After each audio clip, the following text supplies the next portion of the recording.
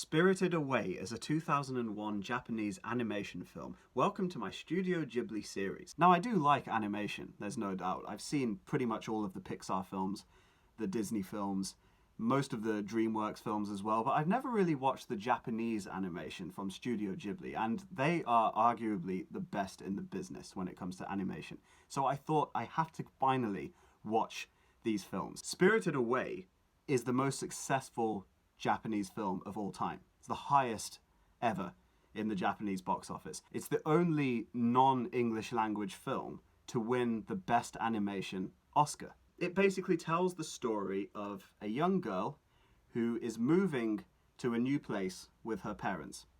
And while they're on this journey, they stumble across what appears to be an abandoned theme park. The parents are very keen to explore this abandoned amusement park. The girl is not so keen. She's quite a shy, timid sort of kid, and the parents want to explore. While they're exploring, they come across a food market, which has all this amazing food, and the parents start eating the food, and then suddenly they turn into pigs.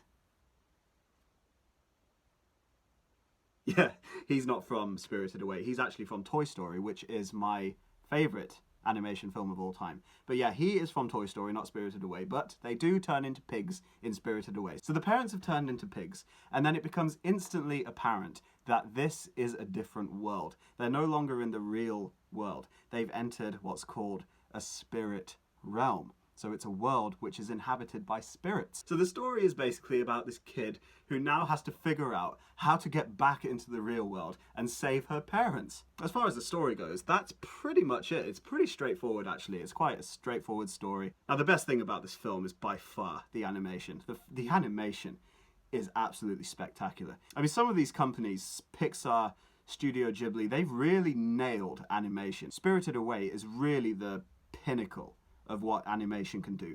This is a spectacular looking film. The animation is excellent. The visuals are excellent. Absolutely A-star material. It's a fantastic looking film. The other thing that I absolutely love about this film was the soundtrack.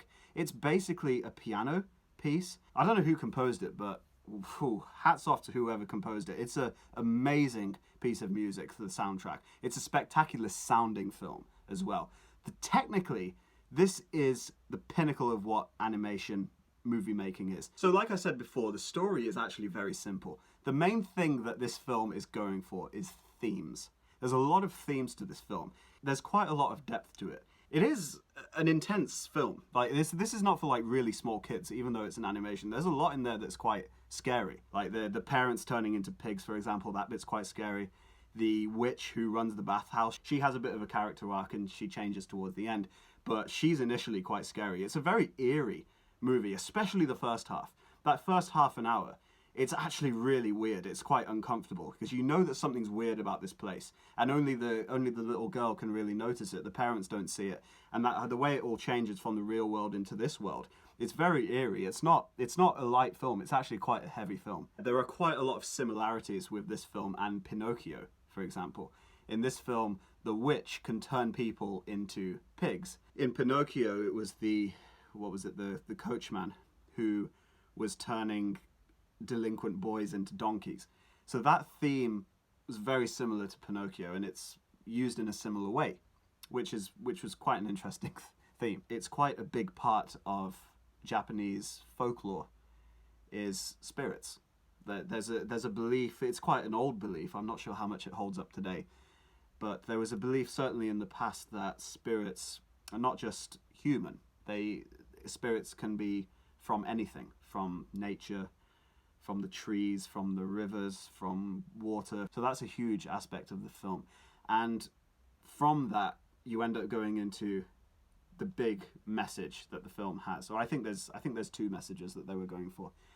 They were trying to show capitalism, the negative sides of capitalism, and also the negative sides of development, specifically against the environment. That for me was where the film, it wasn't a big problem, but there was a slight downside with that. I found that it was too much propaganda as opposed to pure storytelling. Most of the film was pure storytelling, there's no doubt, but there was elements where it became too propagandistic. And I don't like it when films do that. It really irritates me. And I found that Spirited Away, unfortunately, there was 3 moments that I can think of where it was really obvious that they were going for this message. Without getting into spoilers, there's a couple of points at the very beginning of the film where they're driving in the car before they enter the spirit realm. They make it very obvious that they're driving an Audi.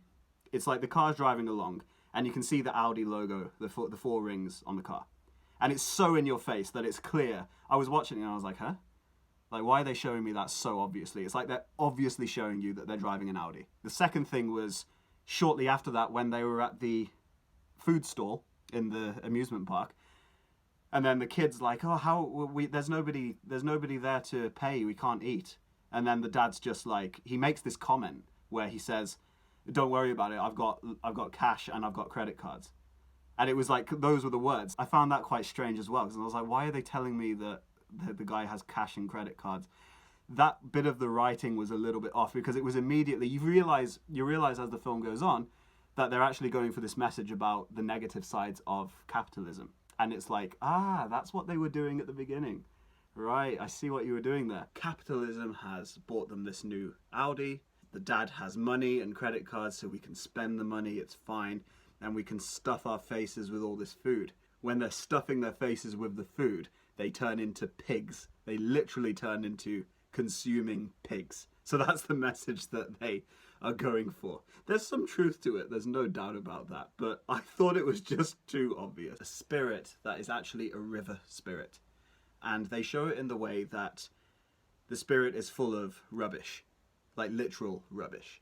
So the idea is that capitalism, through construction, human beings have polluted all of the rivers to make way for building new houses. And then that's confirmed later on by what happens with this boy that she befriends who is stuck in the bathhouse, because he doesn't know who he is or where he's come from. And you actually realise he doesn't remember where he came from because his whole neighbourhood was destroyed by people who were building stuff. And the river was destroyed, and that's where the rubbish comes out of the river, and it's like, okay.